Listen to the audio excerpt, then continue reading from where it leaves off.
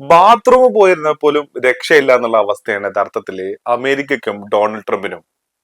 ഉറ്റ സുഹൃത്തായിട്ടുള്ള നെതന്യാഹും ടീമും ബാത്റൂമിൽ അടക്കം പോയി അമേരിക്കയുടെ രഹസ്യങ്ങൾ ചോർത്തുന്നു, ചാരപ്രവർത്തി നടത്തുന്നു എന്നുള്ളതാണ് അമേരിക്ക ഇപ്പൊ പുറത്തുവിട്ടിരിക്കുന്ന ഒരു ഒരു വിവരം.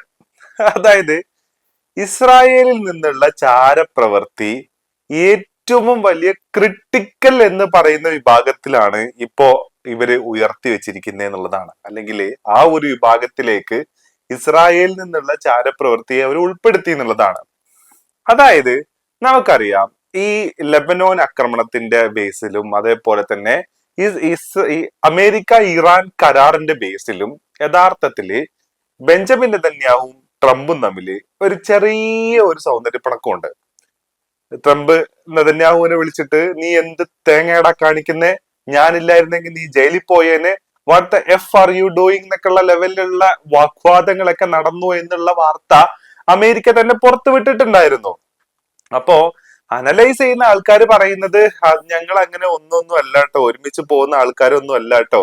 അതായത് ഇറാന് ബോധിപ്പിക്കാൻ വേണ്ടിയിട്ട് ഞങ്ങൾ അങ്ങനെ ഒരുമിച്ച് പോകുന്ന ആൾക്കാരൊന്നും അല്ല, ഞങ്ങൾക്കിടയിൽ അഭിപ്രായ വ്യത്യാസമുണ്ട്, ഞാൻ ലെബനോനെ ആക്രമിക്കുന്നതിന് അനുകൂലിക്കുന്നേ ഇല്ല എന്നൊക്കെയുള്ള ലെവലിലുള്ള കാര്യം ഇറാനുമായിട്ട് കമ്മ്യൂണിക്കേറ്റ് ചെയ്യാനും ഇറാനോട് പറയാനായിട്ടാണ് അത് അങ്ങനെ ചെയ്തതെന്നുള്ളതാണ്.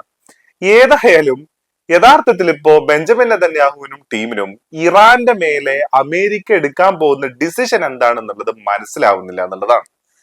ആദ്യമൊക്കെ ഈ ഡിസിഷൻ മനസ്സിലാവുന്നത് കൊണ്ട് തന്നെ ഇവരുമായിട്ടൊരു സമാധാന കരാറിലോട്ടാണ് പോവാൻ ഉദ്ദേശിക്കുന്നത് എന്ന തോന്നല് ബെഞ്ചമിൻ നെതന്യാഹുവിനും ഇസ്രായേലിനും ഉണ്ടായി കഴിഞ്ഞാല് അതിനെ തുരങ്കം വെക്കുന്ന പണികളാണ് ഇവർ യഥാർത്ഥത്തിൽ എടുത്തോണ്ടിരുന്നത്.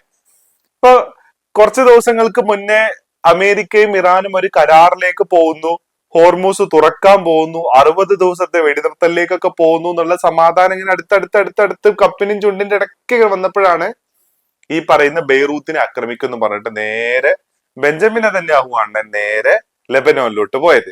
അങ്ങനെ പോയപ്പോ എന്തായി, ലെബനോനെ ആക്രമിച്ചു എന്ന് പറഞ്ഞിട്ട് ഇറാൻ ആ ചർച്ചയിൽ നിന്നും പുറകോട്ട് പോയി. അപ്പൊ ആര് ജയിച്ചു? നെതന്യാഹു ടീമും ജയിച്ചു. ഈ പണി ഇവർക്ക് എടുക്കണം. ഈ പണി ഇവർക്ക് എടുക്കണം എന്നുണ്ടെങ്കിൽ അമേരിക്ക എടുക്കാൻ പോകുന്ന ഡിസിഷൻ എന്താണെന്നുള്ളത് മുൻകൂട്ടി അറിയണം. അറിഞ്ഞില്ലെന്നുണ്ടെങ്കിൽ പ്രശ്നമാണ്. ട്രംപ് എണ്ണം തെറ്റി നിൽക്കുന്നതുകൊണ്ട് തന്നെ കാര്യങ്ങൾ പറയുന്നുമില്ല. അപ്പോഴാണ് ലോകത്തിലെ ഏറ്റവും അഗ്രസീവായ രീതിയിൽ ചാരപ്രവർത്തി നടത്തുന്ന ഇസ്രായേല് അമേരിക്കയിലും ഇതേ പണി തന്നെ ചെയ്യുന്നു എന്നുള്ളതാണ്. ഇതിലൂടെ എന്ത് മനസ്സിലായി? ഇവർക്ക് ഇവരുടെ നിലനിൽപ്പും ഇവരുടെ കാര്യങ്ങളും മാത്രമേ ഉള്ളൂ. ഉറ്റ ചങ്ങാതി അല്ലെങ്കിൽ കട്ട ചങ്ക് അല്ലെങ്കിൽ ഏതെങ്കിലും തരത്തിലുള്ള അലൈസ് എന്നുള്ള കാര്യമൊന്നും ഇവർക്കില്ല. അതുകൊണ്ടാണ് അമേരിക്കയിലെ ഉദ്യോഗസ്ഥരെ ടാർഗറ്റ് ചെയ്തിട്ട് ഇവര് പലതരത്തിലുള്ള ചാരപ്രവൃത്തി നടത്തുന്നതെന്നുള്ളതാണ്. ഇപ്പൊ എന്താ സംഗതി എന്ന് വെച്ച് കഴിഞ്ഞാല്, ഇപ്പൊ അമേരിക്കയിൽ നിന്ന് ഏതെങ്കിലും ടീമുകൾ ചർച്ചയ്ക്കോ എന്തെങ്കിലുമൊക്കെ ആവശ്യത്തിന് വേണ്ടിയിട്ട് ഒഫീഷ്യൽസ് ഇസ്രായേലിലോട്ട് പോകുമ്പോ താൽക്കാലികമായിട്ട് ഉപയോഗിക്കുന്ന ബർണർ ഫോണുകളും താൽക്കാലികമായിട്ട് ഉപയോഗിക്കുന്ന ലാപ്ടോപ്പുകളൊക്കെയാണ് ഉപയോഗിക്കുന്നത്. ബർണർ ഫോണുകളും ലാപ്ടോപ്പുകളൊക്കെ ഇവർ ഇതിന് മുന്നേ ഉപയോഗിച്ചത് എവിടെ പോയപ്പോഴാണ് അറിയോ? ചൈനയെ പോയപ്പോഴാണ്. അവന്മാര് എന്തെങ്കിലും കാര്യങ്ങൾ ചൂണ്ടിക്കൊണ്ട് പോവോ എന്നറിയാൻ വേണ്ടിയിട്ട്. എന്നിട്ട് ഈ പേടി കാരണം എന്ത് ചെയ്തു, അവര് കൊടുത്തിട്ടുള്ള സുവനീറുകളെല്ലാം അവർ അവിടെ തന്നെ ചൈനയിൽ ഒരു വേസ്റ്റ് ബോക്സിൽ ഇട്ടിട്ടാണ് തിരിച്ചു പോകുന്നത്. ഇതേ പണിയാണ് കട്ട ചങ്കായിട്ടുള്ള ഉറ്റ സുഹൃത്ത് ചങ്കും ആയിട്ടുള്ള ബീബിന്റെ നാട്ടിലേക്ക് പോകുമ്പോ ഇപ്പൊ ഇവര് ചെയ്യുന്നതെന്നുള്ളതാ. അതായത് ബർണർ ഫോണുകളും ലാപ്ടോപ്പുകളും പേഴ്സണൽ ലാപ്ടോപ്പുകൾക്ക് പകരം താൽക്കാലികമായിട്ട് ഉപയോഗിക്കുന്ന ലാപ്ടോപ്പുകളുമാണ്.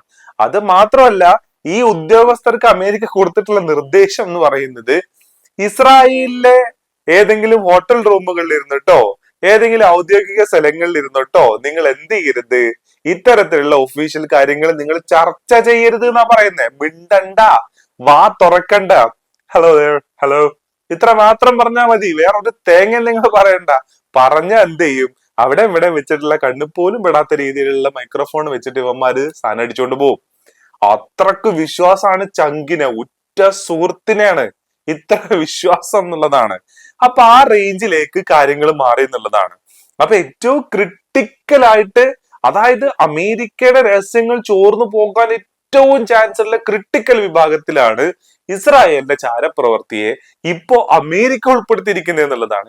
ഇതേ ഗതി തന്നെയാണ് യഥാർത്ഥത്തില് യുഎഇക്കും ബഹ്റൈനും അസർബൈജാനും സൊമാലിലാൻഡിനും ഒക്കെ വരാൻ പോകുന്നത് എന്നുള്ളതാണ്.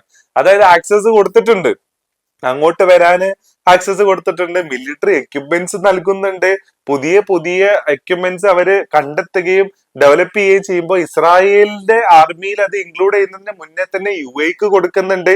ഇല്ലേ? ഈ പണിയൊക്കെ ചെയ്യുന്നുണ്ട്. എന്താണ് സംഭവിക്കുന്നത്? മൊത്തം ചൂണ്ടിക്കൊണ്ട് പോകും. എവിടൊക്കെയാണ് തന്ത്രപ്രധാനമായിട്ടുള്ള സ്ഥലങ്ങൾ, എന്തൊക്കെയാണ് ഇവർ സംസാരിച്ചുകൊണ്ടിരിക്കുന്ന സകലതും അടിച്ചുകൊണ്ട് പോകും. എന്നിട്ട് എന്ത് ചെയ്യും? ഏതെങ്കിലും ഒരു സമയത്ത് ഇവർക്ക് എതിരായിട്ട് മാറിക്കഴിഞ്ഞാല് ഈ തന്ത്രപ്രധാനമായ സ്ഥലങ്ങളിലൊക്കെ പോയിട്ട് ബോംബിട്ട് ടിഷ്യൂ ഇട്ട് പൊട്ടിക്കും, തീരുമാനമാവും. അപ്പൊ ഇതാണ് ഇസ്രായേലിനോട് യോജിച്ചു കഴിഞ്ഞാല് ഇസ്രായേലിനും സ്ഥലം കൊടുത്തു കഴിഞ്ഞാലുള്ള പ്രശ്നം. ഒട്ടകത്തിന് തല വെക്കാൻ സ്ഥലം കൊടുത്ത പോലെ ആയിരിക്കും അത്. അത് തന്നെയാണ് യഥാർത്ഥത്തിൽ ഫലസ്തീനികൾക്കും അവിടെ സംഭവിച്ചതെന്നുള്ളത് നമ്മൾ ഇന്ന് ഏറ്റവും വലിയ ഉദാഹരണമായിട്ട് നമ്മൾ ഇന്ന് കാണുന്നുണ്ട് എന്നുള്ളതും കൂടിയാണ്. അപ്പോ അമേരിക്കക്ക് ചൈന പോലും ഇങ്ങനെ ഒരു പണി കൊടുത്തിട്ടുണ്ടാവില്ല എന്നുള്ളതാണ്. അങ്ങനെ ഉറ്റ സുഹൃത്തുങ്കും ചങ്കും ചങ്കിടിപ്പുമായ ബീബി പ്രസിഡന്റ് ഡൊണാൾഡ് ട്രംപിന്റെ ബാത്റൂമിലടക്കമുള്ള രഹസ്യങ്ങൾ അടിച്ചുകൊണ്ട് പോകുന്നു എന്നുള്ളതാണ് പറയാനുള്ളത്.